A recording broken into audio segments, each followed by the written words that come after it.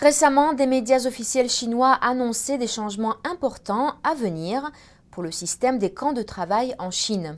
Ce système est de plus en plus critiqué pour son environnement violent ainsi que pour son gaspillage colossal de l'argent public.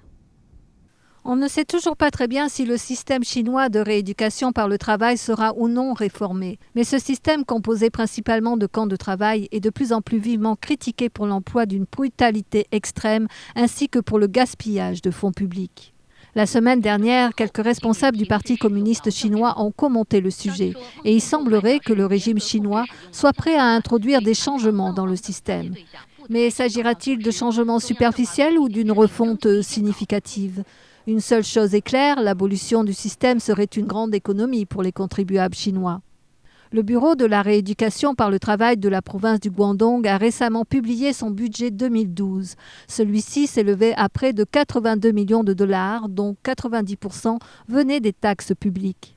Pour cet auteur sur Internet, il s'agit d'un détournement de l'argent public durement gagné. Le système est donc dangereux pour les détenus, mais aussi pour le reste de la société. Si juste une province comme le Guangdong a besoin de plus de 400 millions de yuan, de combien toute la Chine a-t-elle besoin? Ce sont des chiffres astronomiques. Cet argent est public, c'est l'argent du contribuable. Les camps de travail sont souvent désignés comme des trous noirs juridiques échappant à toute surveillance.